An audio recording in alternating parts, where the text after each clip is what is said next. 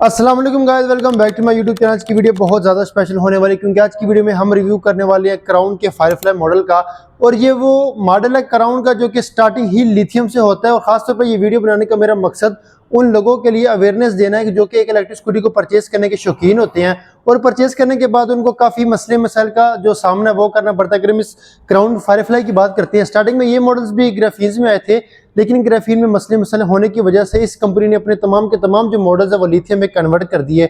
और आज की वीडियो बनाने का मकसद ये है क्योंकि मुझे बहुत ज़्यादा इस इलेक्ट्रिक स्कूटी की डिमांड आ रही थी और डिमांड के साथ साथ इस इलेक्ट्रिक स्कूटी की जो प्राइस है उसमें ये इलेक्ट्रिक स्कूटी बजट बहुत अच्छा फ्रेंडली है। तो आज का रिव्यू हम शुरू करते हैं बेलिंग के क्राउन की तरफ जिसका नाम है फायरफ्लाई। सबसे पहले अगर हम शुरू करते हैं इसको बिल्कुल फ्रंट से, तो इसके अंदर आपको जो 10 इंच का टायर है वो देखने को मिल जाता है, जो कि 310 का टायर है। और अगर टायर साइज की हम बात करते हैं तो इसमें आपको 10 इंच का जो टायर देखने को मिल जाता है। लेकिन टायर के साथ साथ यहाँ पे आप लोगों को जो फ्रंट डिस्क ब्रेक है वो देखने को मिल जाती है, जिसकी ब्रेकिंग बहुत ज़्यादा अच्छी नहीं होने वाली। और यहाँ पे मज़ेदार चीज़ ये है कि अक्सर कुछ इलेक्ट्रिक स्कूटीज होती है जिसमें आप लोगों को ड्रम ब्रेक देखने को मिल जाती है।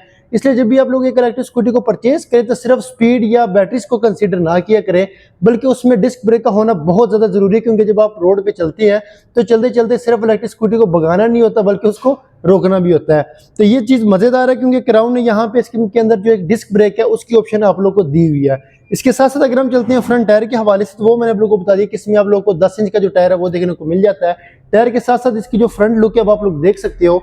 मेरे ख्याल से लुक के बारे में मुझे ज़्यादा कुछ बताना नहीं चाहिए क्योंकि दूर से पता चला कि कितनी खूबसूरत किस्म की इसकी जो लुक है वो आप लोगों को देखने को मिल जाती है। और अक्सर इलेक्ट्रिक स्कूटी में वैसे जो थोड़ी बहुत किस्म की डे टाइम लाइट्स है वो आप लोग को देखने को मिलती है, लेकिन इसके अंदर आपको मुकम्मल तौर पर जो डे टाइम लाइट है वो देखने को मिल जाती है। इसके साथ आप लोगों को इसका जो डबल इंडिकेटर्स की ऑप्शन है वो देखने को मिल जाती है, राइट और लेफ्ट दोनों की ऑप्शन मिल जाती है। और ये यहाँ पे एन लिखा हुआ है, इसका मुझे नहीं पता ये एन किस चीज़ का है, लेकिन ऊपर आप लोगों को जो मेन लाइट्स है वो उसकी ऑप्शन देखने को मिल जाती है। और मज़ेदार चीज़ यहाँ पे ये है कि इसकी जो फ्रंट हेडलाइट्स है उसमें आपको लो और हाई दोनों की ऑप्शन देखने को मिल जाती है। अगर यहाँ पे लाइट की मैं बात करता हूँ तो इसके अंदर आपको 3 प्रोजेक्टर लैंप्स देखने को मिल जाती है। सबसे अगर आप लो पे करती हैं तो एक लैंप चलता है और अगर हाई पे करती हैं तो तीनों की तीनों जो लैंप्स है वो यहाँ पे चल पड़ते हैं। इसके साथ साथ अब हम इस इलेक्ट्रिक स्कूटी के बारे में बात करते हैं क्योंकि जो मेन चीज़ है इस इलेक्ट्रिक स्कूटी वो है इसमें लिथियम आयरन फोस्फाइड की बैटरी। क्योंकि इस इलेक्ट्रिक स्कूटी के अंदर 72 वाट 30 एम्पीयर की लिथियम आयरन फोस्फाइड की बैटरी देखने को मिल जाती है। लेकिन मज़ेदार चीज़ सिर्फ इसकी बैटरी नहीं है बल्कि बैटरी के साथ साथ इसकी वारंटी भी है।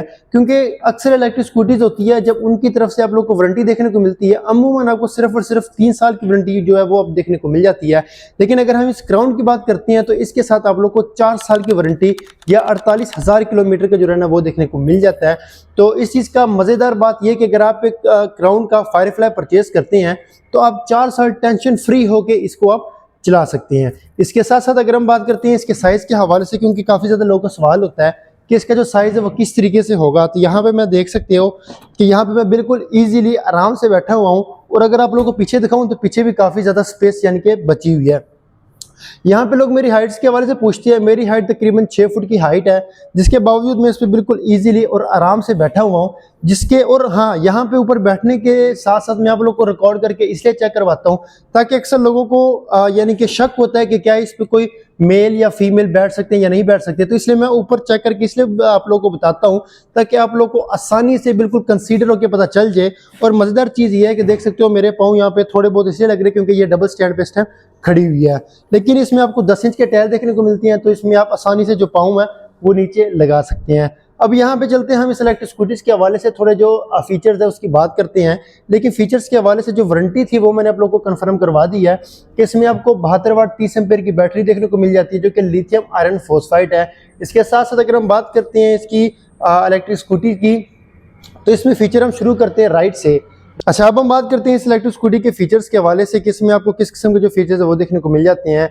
सबसे पहले अगर हम बात करते हैं यहाँ पे, तो यहाँ पे आप लोग को जो एक एक्सीलेटर है वो देखने को मिल जाता है। और हालांकि इलेक्ट्रिक स्कूटी में एक ही एक्सीलेटर होता है क्योंकि ट्रैक्टर में सिर्फ 2 एक्सीलेटर्स होते हैं। और एक्सीलेटर के साथ साथ ऊपर आप लोग को दिखाता हूँ कि जो फ्रंट डिस्क ब्रेक है वो आप लोग को देखने को मिल जाती है। और हाँ, एक चीज़ मैं आप लोग को बता दूँ, ये डिस्क ब्रेक है इसलिए आप लोगों ने इसको एहतियात से इस्तेमाल करना है, ज़्यादा जोर से नहीं दबाना। अब यहाँ पे आप लोगों को जो स्पीड्स की ऑप्शन है वो देखने को मिल जाती है, तो स्पीड आप लोगों को मैं चेक करवा देता हूँ। फर्स्ट मोड पे यहाँ पे आप लोगों को जो स्पीड देखने को मिल जाती है वो 47 किलोमीटर पर आवर की स्पीड देखने को मिल जाती है। और अगर इसको हम सेकंड मोड पे करते हैं तो यहाँ पे आप लोगों को 60 किलोमीटर पर आवर की स्पीड देखने को मिल जाती है। और थर्ड पे अगर करते हैं तो फिर आपको 65 की जो स्पीड है वो देखने को मिल जाती है।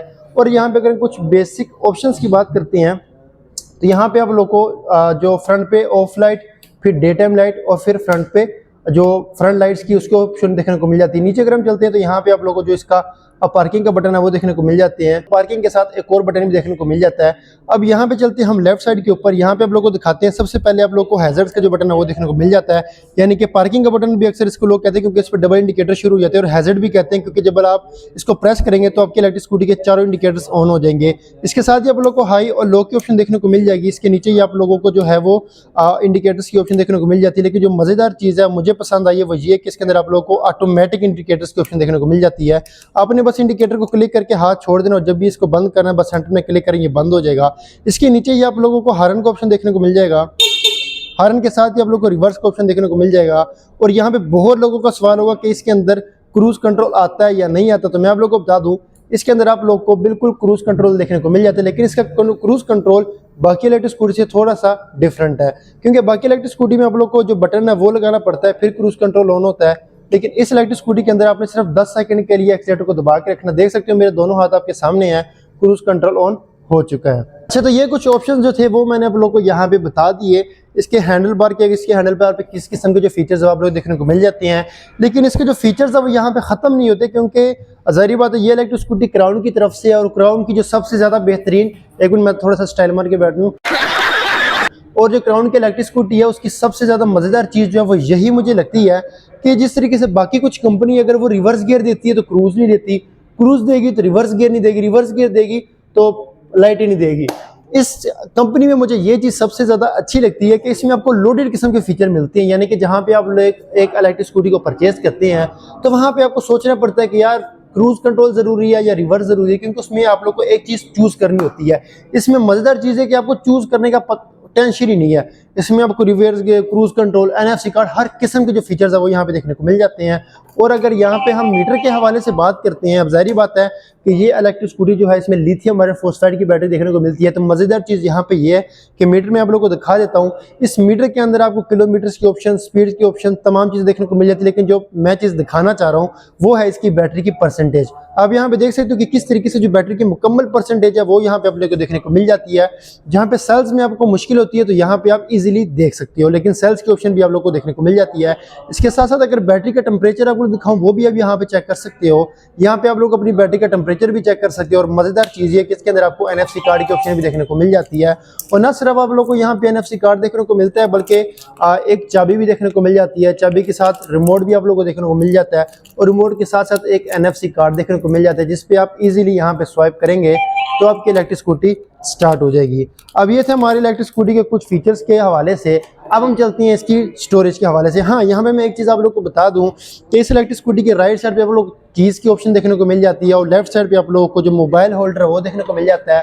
और मोबाइल होल्डर के साथ साथ आप लोगों को जो चार्जिंग का ऑप्शन है वो भी देखने को मिल जाता है। इसके साथ साथ अगर यहाँ पे मैं आप लोग को ट्रंक स्पेस दिखाऊं, क्योंकि बहुत ज़्यादा लोगों का ये सवाल होता है कि क्या इस इलेक्ट्रिक स्कूटी के अंदर ट्रंक स्पेस देखने को मिलता है या नहीं मिलता, तो आप लोगों को मैं ट्रंक स्पेस यहाँ पे खोल के दिखा देता हूँ। ये आप लोग देख सकते हो, यहाँ पे इसका मैट भी पड़ा हुआ है और शीशे भी पड़े हुए हैं, और बहुत ज़्यादा स्पीशियस किस्म की जो ट्रंक स्पेस है वो आप लोग को देखने को यहाँ पे मिल जाती है, और ये बहुत ज़्यादा ज़रूरी है।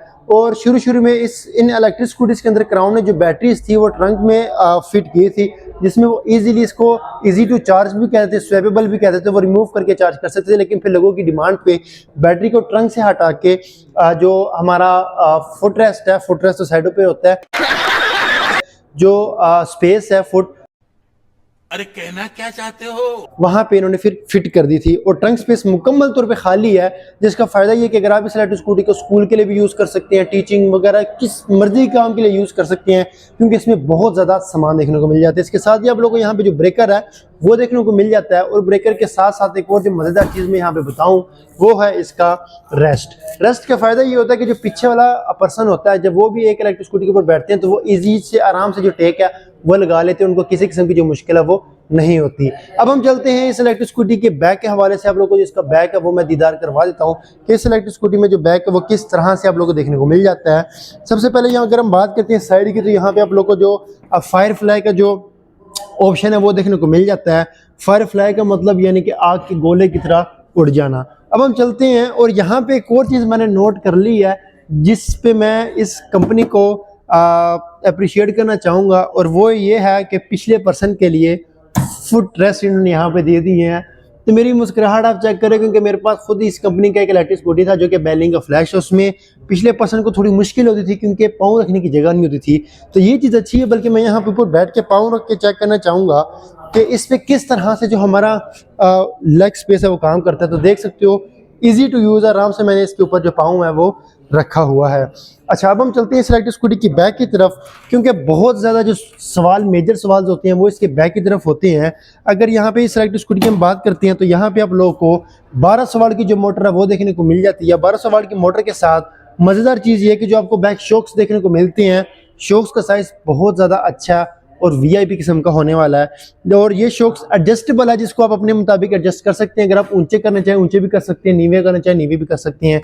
इसके साथ साथ अगर यहाँ पे बहुत से लोगों के सवाल होते हैं कि इस इलेक्ट्रिक स्कूटी की जो ग्राउंड क्लियरेंस है वो कितनी है, तो इसकी जो ग्राउंड क्लियरेंस है वो तकरीबन 5 इंच यानी कि 130 mm की ग्राउंड क्लियरेंस है, जो कि तकरीबन 5 इंच की बन जाती है। इसके साथ साथ अगर हम मोटर की बात करते हैं तो इसमें आप लोगों को 1200 वाट की जो मोटर है वो देखने को मिल जाती है।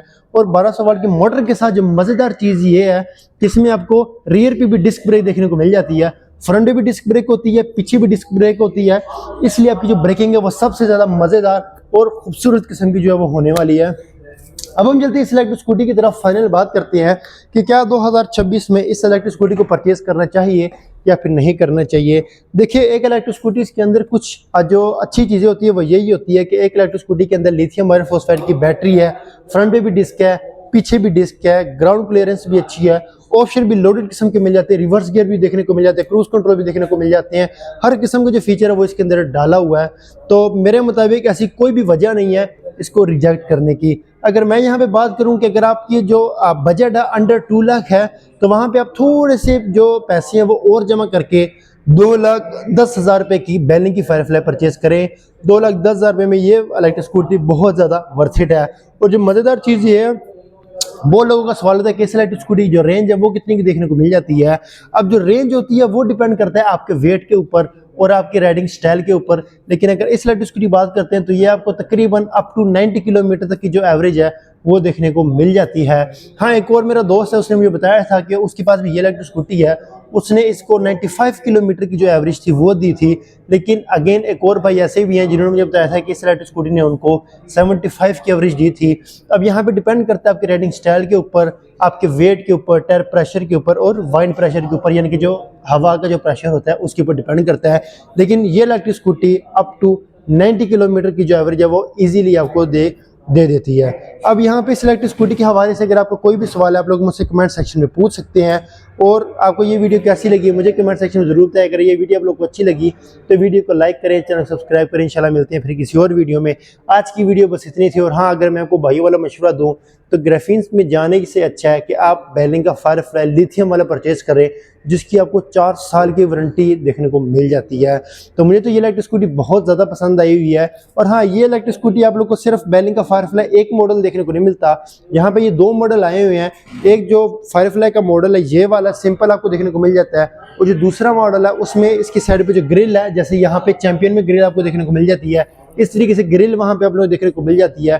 तो अगर आपने परचेज करना है तो मैं आपको यही सजेस्ट करूँगा कि आप ग्रिल वाला परचेज करें, जिसकी बहुत ज़्यादा अच्छी बचत हो जाती है, क्योंकि किसी किस्म की खराशी नहीं आती। ये थी हमारी आज की वीडियो फायरफ्लाई के बारे में। आपकी वीडियो कैसे मुझे कमेंट सेक्शन जरूर बताइए। इंशाल्लाह मिलते हैं फिर किसी और वीडियो। अगर आपने वीडियो को लाइक किया तो थैंक यू सो मच। और अगर चैनल को सब्सक्राइब नहीं किया तो चैनल को सब्सक्राइब भी करें। अगर आपको कोई भी दोस्त है आप इस इलेक्ट्रिक स्कूटी को परचेज करने का सोच रहे हैं तो उसके साथ ये वीडियो जरूर शेयर करें। अगर आपको कोई भी सवाल तो मुझे कमेंट सेक्शन में पूछ सकते हैं। Thank you so much for watching this video. अल्लाह हाफिज़।